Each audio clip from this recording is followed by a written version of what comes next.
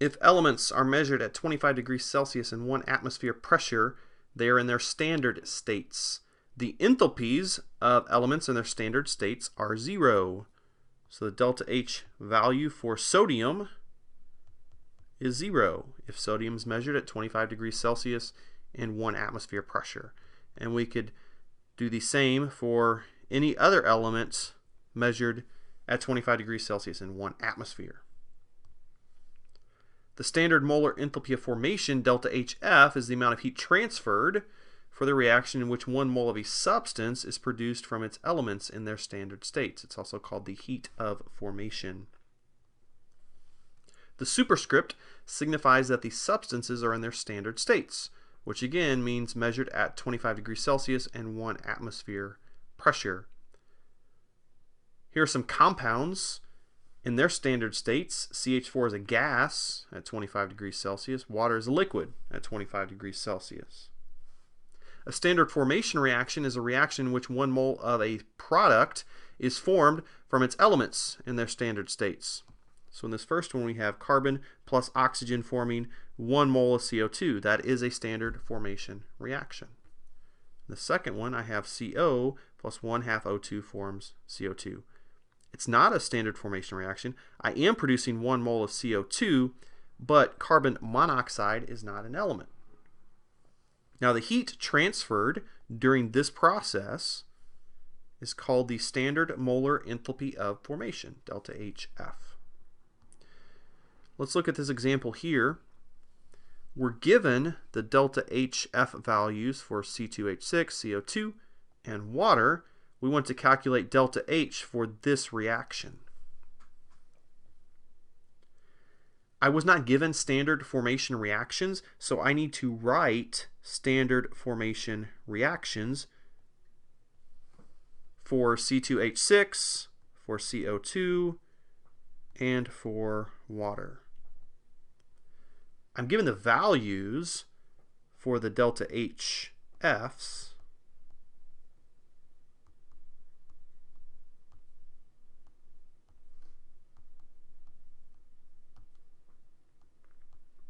I need to come up with a reactant cell.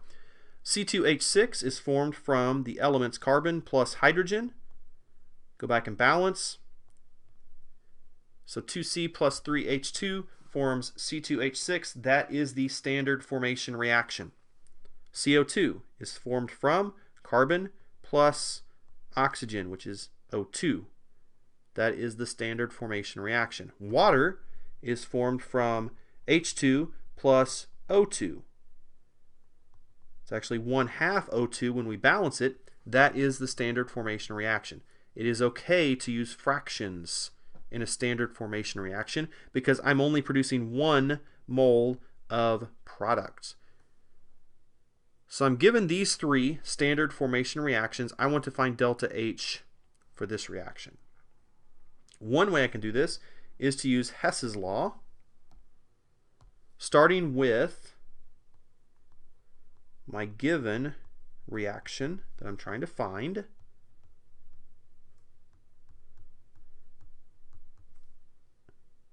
And I'm going to use those 3 standard formation reactions to find delta H for this one. So start over here on the left. C2H6, go back to those standard formation reactions. It's this reaction right here. I'm going to flip it around from what it was, and I'm going to multiply by 2. So delta H, since I flipped and multiplied by 2, is positive 169.36. There's a couple standard formation reactions which have O2, so I'm going to skip that and go to CO2. And this reaction right here contains CO2 as a product, but I need to multiply that by 4, so my delta H gets multiplied by 4. Negative 1,574.04. And then I look at water. Go back to my standard formation reactions. This one right here contains water as a product, but I need to multiply by 6. So delta H gets multiplied by 6.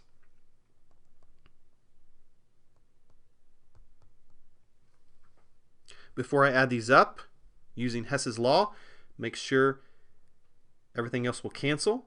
For example, the carbon, I have 4 carbon as a product, 4 carbon as a reactant, cancels out. Hydrogen, I have 6 H2 over here, I have 6 H2 here. Everything else should add up to give me my overall reaction, and it does. So delta H, using Hess's law, add these 3 together.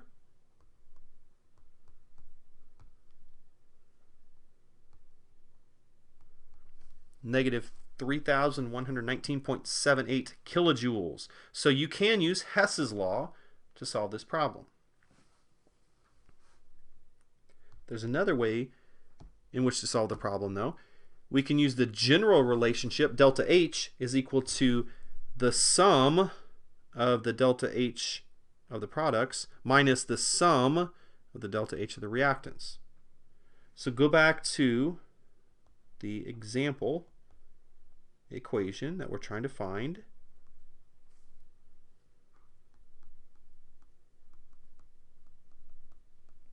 If I'm going to use the summation equation to find delta H, this is what I would do.